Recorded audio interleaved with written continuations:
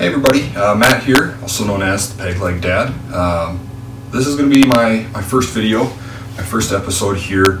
Been a long road. Last year and a half or so has been pretty crazy. I'll kind of get into that and go over, my story. Biggest reason I'm doing this, I've been doing a Facebook page for, I guess, since May. So for a little while now, I've got Instagram, kind of posting things on there, and I've gotten some messages and some different things from people that, I'm helping them. Their father-in-law is going through this, their daughter, whatever the case may be. So kind of inspired me to, I guess, start a video, a vlog, if you will, here, and just kind of, I guess, detail, what it's been like to go through cancer treatment, after cancer treatment, some of the side effects, things like that, having an amputation, just being a dad in general, but then being a dad with all of that as well. So my wife, we've been married for 5 years here in September. She's a nurse. She's been awesome. I mean, she's been my rock through this whole thing. Daughter, Adeline, she's 3 now. She was 2 when I was diagnosed. Just incredible. At that age, you think it's going to affect them. I was worried about her being scared, things like that. And as far as she knows, I'm just dad. There's really nothing that's different. She knows I don't have a leg. She knows I was sick. But that's it. She doesn't care, and that's incredible.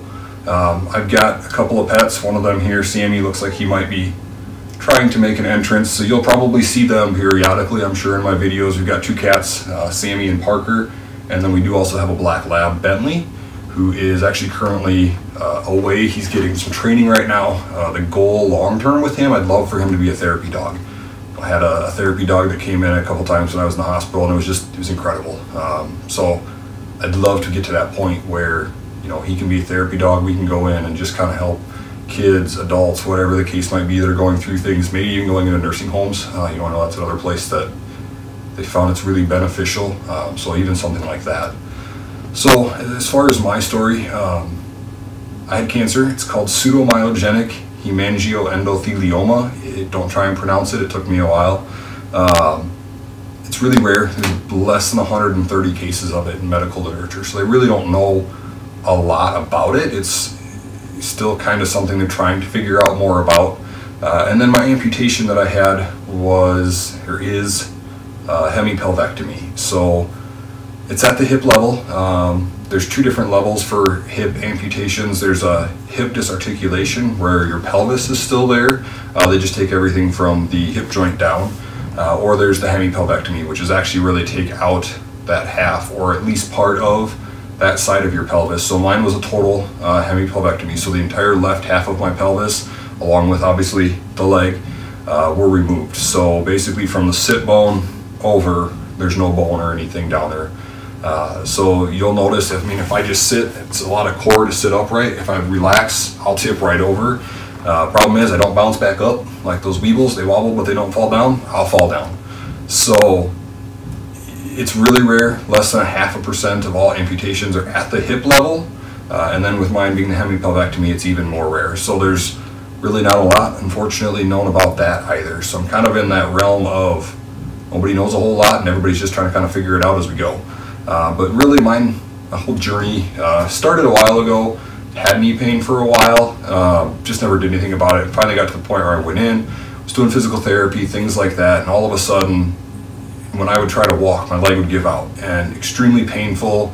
It felt like I had a horrible groin muscle pull, as well as just this lightning bolt of pain right about here on the outside of my left leg at that time. And so finally got in to go see my orthopedic doctor, and we did an x-ray, and he came in and he said, well, the good news is you are in pain, and it's for good reason, but it's because you fractured your femur. Now, for those of you who aren't aware, that is the strongest bone in your body. You're not supposed to fracture that. So that was kind of the first red flag for them. I had no idea. I just knew I was going to have a hip replacement as far as what they told me. So they had admitted me into the hospital. Going through multiple tests and everything, they discovered that there was actually something eating away at the bone. So a large portion of the head, the ball of the femur, had been replaced, had been ate away, as well as part of the femur itself, kind of down through. And so I'll never forget, my wife had gone, my daughter was going to go stay with my in-laws because I was going to have that hip replacement surgery as far as we knew at that point. So my wife and mother-in-law had left to go back to the house and pick some things up. And so my dad was actually the one that was in there when the doctor came in. And he said, you know, with something like this, it shouldn't happen in somebody your age. With what we're seeing, this is something that could be malignant. And from that point on, I don't really remember a whole lot of what he said. I just knew malignant meant cancer, and that's not good. So I think the first thing I said, I looked at my dad and I said, Dad, I don't want to die. You know, that's the first thing that runs through your mind at 28 years old when you find this out. That was May 25th of 2018 when we discovered that. And so it was a long day, long night. You know, nobody really knew anything. There were more tests to be run, so we had multiple tests, MRIs, CAT scans, just about anything that you can imagine I had. And they did a biopsy, just stuck a needle in, so a closed biopsy, just a needle biopsy, and sent that off to pathology. Couldn't figure out what it was. Lots of dead tissue, that's all that they knew. With kind of where everything was at, basically they said nobody at home in Sioux Falls could fix it. Nobody could do the eventual surgery that I would need. And so they actually shipped me up to the University of Minnesota Medical Center. Dr. Chang is the doctor that I was seeing up there, and I'm still seeing, if you will. He's incredible. He's one of the best in the country for these types of things. And thankfully, my orthopedic surgeon back home actually did his, I think, residency or fellowship, I don't remember which one now, underneath Dr. Chang and then Dr. Closey, the head of the department up there. And he was part of what I think allowed me to get in up there, and I'm extremely grateful for that. So once we got up there, ended up being 2 open biopsies, so they actually cut everything open. And the reason that we had to go up there to at least get those done is when you pull that sample out, it does potentially and very likely infect that tract as it's coming out. So those cancer cells, some of them can get left on that tract. So when they go in to do the final surgery, they need to go through that same opening, that same incision, so that they can pull out the cancerous cells and make sure you've got clear margins there. So that was a big reason why we had to go up there. The first one, again, came back. Nobody knew anything. And so the second one, they actually finally sent it out to Brigham and Women's University, the hospital out there and in Boston. And that's when they came back with malignant pseudomyogenic hemangioendothelioma. The malignancy meaning basically it's aggressive, it's quick, it's not the indolent, the lazy one, if you will, the version of it. And so it's kind of we need to start. By that point, they had actually already started me on my chemotherapy regimen. They were kind of treating it as a high-grade sarcoma, and high-grade sarcomas aren't good. Sarcoma in general is not good. You'll have osteosarcoma is kind of the main one that you hear about. A lot of kids get that, and so that can be a fairly deadly one. It's getting better treatment, diagnosis, everything is getting better. But I never got, a grade. I never got a prognosis or anything. So we were kind of just going through it, and nobody said anything that I was going to die or had to worry. And so that's kind of the attitude that we were taking. And so the chemotherapy that I had was 3 rounds per cycle. So the first round was doxorubicin and cisplatin. The doxorubicin was over a 4-day continuous infusion, and the cisplatin was on days 1 and day 2. I got it over 2 hours. And then rounds 2 and 3 were methotrexate, and that's, I think it was a 4-hour dose of that, and then you get what's called leucovorin. It's a rescue med. The level of methotrexate that they give you, some of you might be aware of it, you get it in a very, very small dosage for like arthritis and things like that. Mine was the maximum dose allowed, and it will kill you if you don't have that leucovorin. So it would shut down your organs, it'll kill your kidneys, your liver, that kind of stuff. So those are always watched even more closely than with normal chemo. So day 1 through 4, again, was the cisplatin and the doxorubicin. And then I'd have a little bit of time off. So day 1, if you figure, was that. And then days 14 and days 21 were when I would go in for that methotrexate. So all of mine was inpatient. I was never out of the hospital for any of it. And a lot of it, that first round, the complete round, and then the doxorubicin and cisplatin round of the second cycle was actually up at the University of Minnesota. That whole time I was back home, I think it was about 5 days. And that was in a TCU, kind of like a rehab unit for that time period, just because it wasn't safe for me to go home and be alone at that point. I couldn't get up and walk and do the things that I wanted to and needed to. to do daily things. So at that point, again, I still had my leg. I just couldn't put any weight on it. They said no weight or anything like that. So the good news is during the first open biopsy, I actually had to go into traction. So the big kind of, I don't know, looks like a torture treatment, but they basically stick a pin in your leg, wires and cabling comes out, and they're hooked to some weights at the foot of your bed, and that holds your leg in place. So not fun, not comfortable. You can't move a lot. You can't get up and shower, do anything like that, of course. And then during the second biopsy, they did figure out a way that they could actually pin it, that fracture, so that I didn't have to be in traction. That was a big thing that helped me get over and start going through chemo and things like that. It was a lot safer and a lot more plausible to be able to do chemo during that. So then, again, cycles 1 and 2. For cycle 1, the methotrexate was pretty straightforward, pretty easy. Didn't have any nausea really or anything like that. It's just annoying. They pump you full of liquids and you're constantly going to the bathroom. So you don't get a ton of sleep with it, but it's not the worst thing. At least for me, it wasn't the worst thing. The doxorubicin and cisplatin was rough. You get an amend, so it's supposed to last for, I think it's 72 hours is about how long that one lasts. And then Zofran, Compazine, those are the main things that you'll get for anti-nausea. You get a steroid beforehand, for at least for me. Not the type that makes you, big and muscular. It just makes you super hungry and you're wired. So pray you don't get that one towards the time you're trying to go to sleep, because it ain't gonna happen. Like I said, that first round was pretty rough. We got behind on the nausea, and once you're behind, there's no catching up. You have to stay out in front of it. Otherwise, like I said, just trying to play catch up is just not gonna happen. And so towards the end of that first cycle, the first round, I hadn't ate for 4 or 5 days. I think I started everything about 160 pounds, and I'm 6'3", so I'm not a short guy by any means. I went into the hospital, I want to say about 175 or so. By that point, I was down to 160, 165. And at the end of that time period, I was actually down to 136 pounds. Now, there's a lot of muscle atrophy, things like that, but they were really getting concerned. Just seeing a commercial on the TV with food was enough to just about make me want to throw up. I didn't throw up, but it was enough to make me want to. And so they gave me what's called Zyprexa towards the end, and that helped a little bit, but not much. So finally, after the chemo was done, the infusion was done, and everything had kind of been worked out of my system, I started to be able to eat again.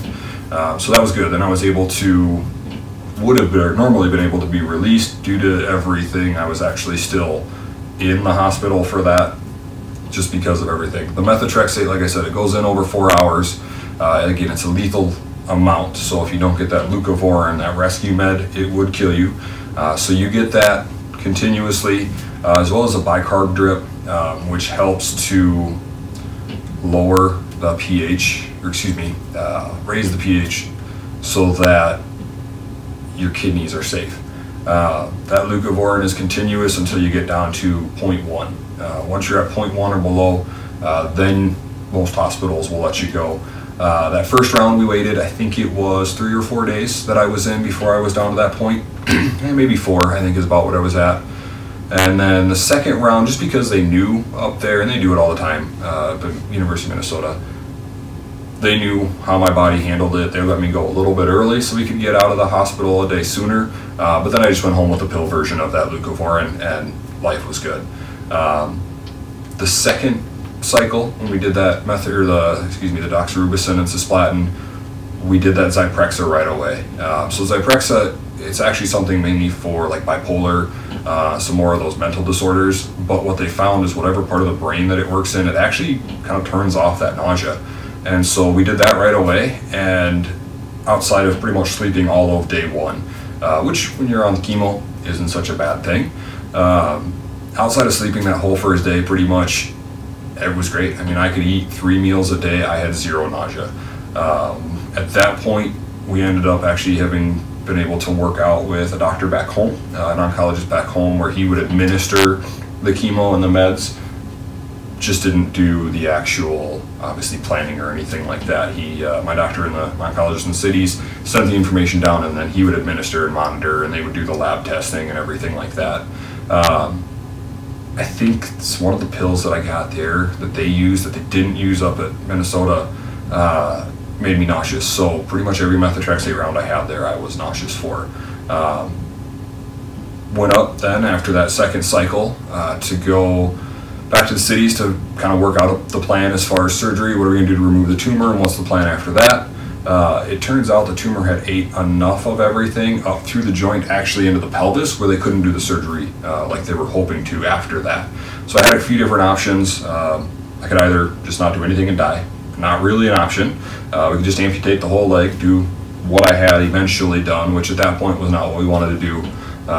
I could get a non-FDA approved piece that would actually replace the part of my pelvis that they had to remove, essentially the socket and a little bit around there that they had to remove. It just wasn't, again, FDA approved, so they'd have to get a special waiver, which they had already started and wasn't going to be an issue, but that would come out of Germany. Or if it was possible, and the best option was going to be to actually have a custom implant built. So they do some special scans, get everything really finely tuned, and then have a part built specifically to my anatomy that would then replace what they had to cut out.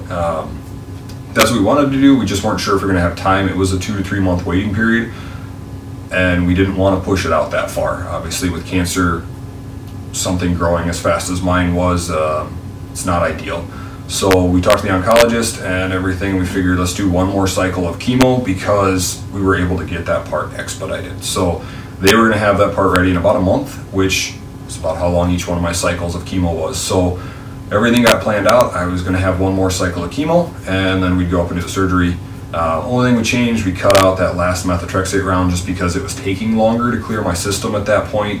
I think partially because of the nausea, the vomiting that I had going on with that. I was dehydrated. Well, you need that liquid to get flowing to push everything out. So I think that played a role there. So we skipped that last one of the methotrexate. Went up on October 30th, and had my surgery.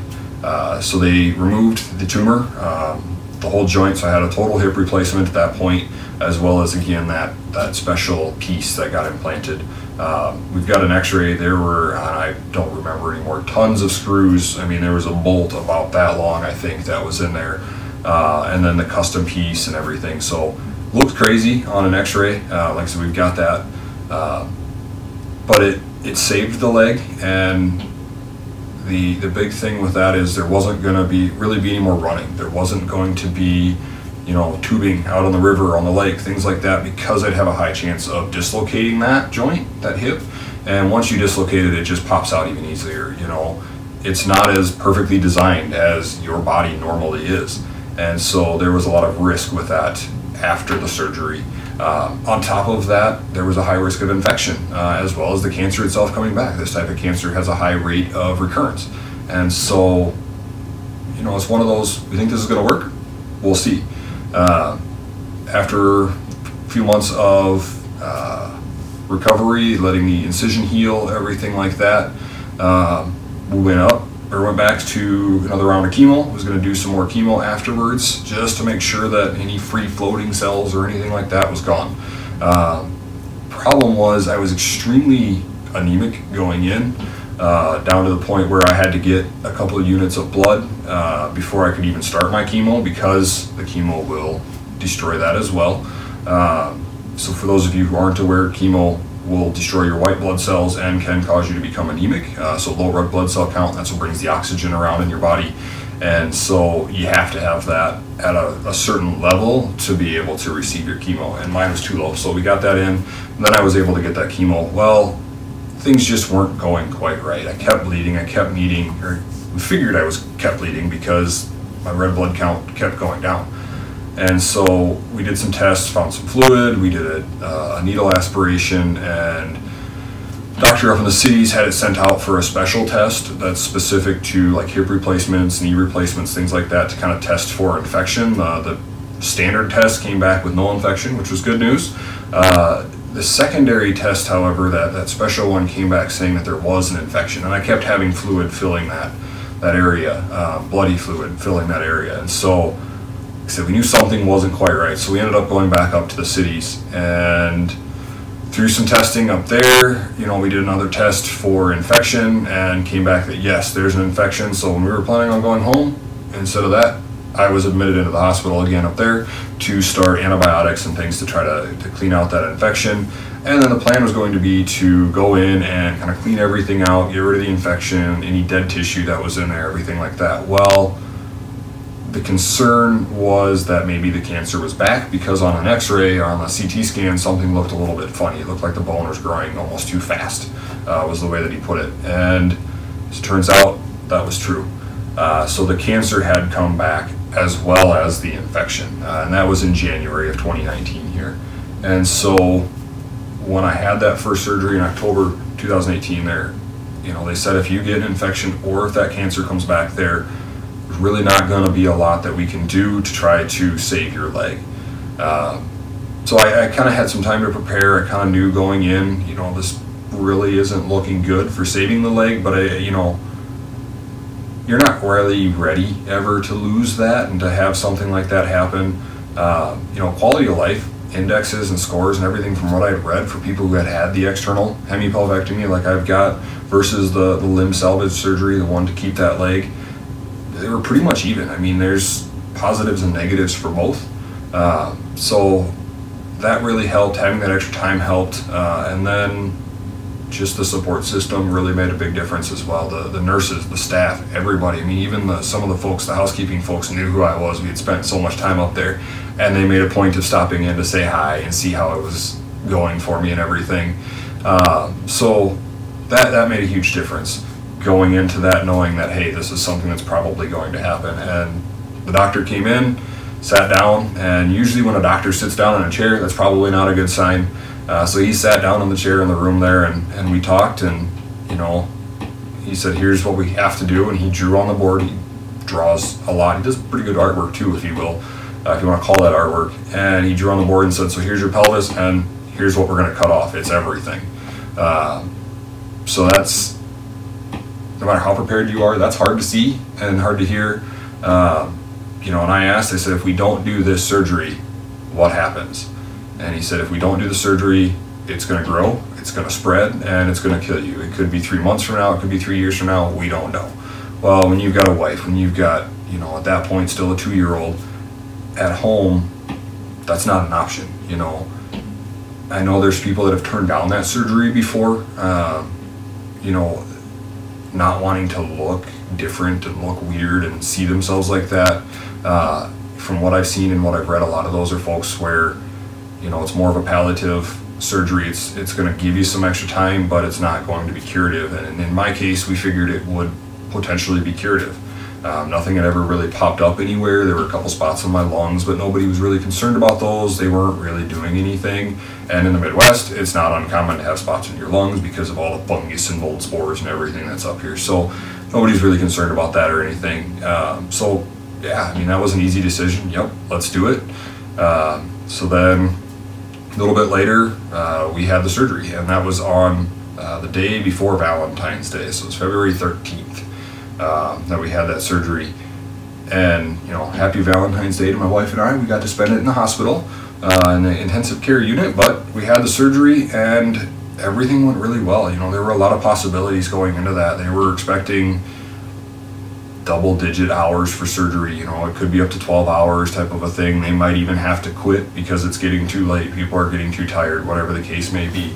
But when the surgeon was done, he came out, told my parents, my family, my wife, it went perfect. It was quite honestly about as good as they could have done, as good as it could have gone. And so, some of the issues, if they had to take out the basically abdominal wall, you'd have to use the calf muscle from my other leg to come in and replace that, which is never going to be as good as, again, what's naturally there. You might, they might have had to take skin and do a skin graft. Well, in that case, that's going to take some time to heal. They might not have even been able to close me. That was a possibility as well, was to have to basically still have an open wound to let things heal enough and do what they needed to where they could do the skin graft and come in later and do that. So there's a lot of, what ifs going into that surgery, but again, everything went really perfectly as far as it goes. So we spent a couple days in the ICU. Afterwards, make sure it's 24/7 monitoring in the ICU, even more intense than it is in the regular hospital floors and rooms, which makes sense, intensive care unit. thankfully I was able to get out of that. The rooms themselves are nice. You know, there was a place for my wife to sleep if she wanted to sleep there and everything, so that was a nice thing. But it was also nice to get back over to the floor that I had been on with all of the nurses and staff and the PT folks and OT folks that I had been working with previously. So that was a nice thing. So after that, we went back after ICU, went into the regular floor and hung out there for a while, if you will. And then the plan was to go to the acute rehab unit, ARU. That is an extremely intensive therapy. It's 4 hours a day. I mean, half of your day, if you will, is spent in rehab. And it's not just, you know, simple rehab. They did an amazing job making it fun there. So it wasn't something that was work in that sense. But it's tough, you know, and there was doubt in my mind of whether or not I was going to be able to do that. My wife pushed me, said, yes, you can do it, let's do it. And so we did. And it was tough. It was not easy. I was worn out doing it. I mean, we did everything from getting in and out of a car to up and down stairs, walking as far as I can, using the crutches, getting to the point where I was comfortable using crutches instead of a walker. When I was non-weight bearing and I had my leg, everything was being done with a walker. And even for a while there, I was using the walker too, just because it's more sturdy, more secure. Really don't want to fall after something like that. That can cause problems. So kept using the walker, but worked on using crutches. OT, you know, how do you stand and brush your teeth when you have one leg? How do you shower sitting down when you have one leg? You know, there's all kinds of things that just you have to get used to. Your balance is off, man. A normal human leg, I think on average, is about 30 pounds or so. Well, when you don't have that 30 pounds there, your balance is off. You know, you start slipping, and you know, when you've had that leg 28 years for me, almost 29 by that point, just a second nature. You kind of start tipping and you go to put that foot down. I've fallen a couple times just because you get off balance, you do something stupid in my case, and you go to put the foot down and there's nothing to put down.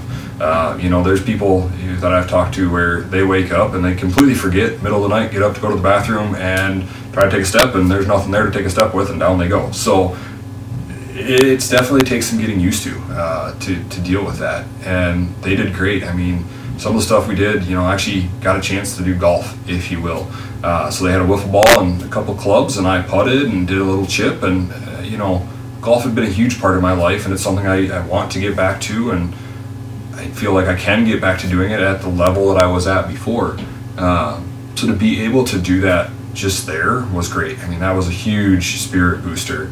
And they made it fun, you know, they made it challenging. If things like, all right, you need to go grocery shopping, and they've got like a little store, if you will, set up in a bag. So you go and you got your walker, and you go and you got to pick stuff off the shelf one at a time, put it in the bag, and then you have to restock the shelves. Take it out of the bag, put it on the shelf. And you never realize what things are really, you know, you take a lot of stuff for granted. Just brushing your teeth, you know, stand there, try closing your eyes sometime and stand still, and then lift one of your legs up and see how long you can do it. You know, brush your teeth standing on one leg. That leg gets tired in a hurry. Your foot, your ankle, just from constantly doing this to balance yourself, it gets tired. So we did that, made it through it. About a week is all that I was there, and then they said, no, you're ready to go home. So off we went. We went back home. I couldn't bend. You know, they basically wanted me as flat as possible for a while to let that incision heal and let everything close up properly. You still had to worry after that type of surgery. Obviously, high chance of infection still. You have to worry about the skin dying, you know, necrosis of your skin. The flap, because if that blood supply isn't getting through like it needs to, it can die. And so a lot of precautions, a lot of things to worry about there, but everything healed perfectly. You know, I'm right about 9 months out from that surgery at this point. I've got my 9-month scan and appointments coming up soon here. We'll find out for sure where we're at. What they've found on the last couple is one spot on my lungs right about here, on the bottom outside of the lung, and it's right on the edge. So it's grown a couple millimeters each time, considering I grew 2 tumors the size of soup cans and larger in, you know, a few months' time. The previous times, the fact that I'm at 9 months and it's only a few millimeters is definitely comforting, if you can use that word in this type of situation. Not something I'm terribly concerned about, but scanxiety is real. You always get nervous about this type of stuff going in. So we'll keep an eye on it. If it does get to a point where they'd want to do anything with it, they really wouldn't even biopsy it, they said, from where it's at and kind of the size and everything. Odds are they'd just go in and take it out. So just go in, chop out that little chunk of your lung, of my lung, close it back up, and good to go. So everything's been clear. Like I said, 9 months is coming up here. Definitely looking forward to that. Just to see that I'm still doing okay, that there still isn't anything anywhere else. I feel great. I'm energy-wise, I'm definitely not back to what I was at before, but I definitely feel good. I've done a mile walk. We do have a cancer walk in town here, and I did the mile walk on that on crutches. I've gotten back to just doing regular things. I'm back at work, living regular life. I'm able to drive. Thankfully, it's the right leg that I got to keep, my good leg, if you will. So that's been nice. It's made things a lot different, a lot better than if it would have been my left leg that I would have been able to keep, and my right leg was the one that got amputated. That would have been a bigger learning curve. Plus just the fact that I had that, basically a year where I was non-weight bearing on that left leg. Right leg really got used to carrying the load that way. I'm able to use just regular, I shouldn't say regular, I've got some different crutches that I use. I'll kind of go over those more on a later day. They're called Moby legs. They're way better than regular crutches.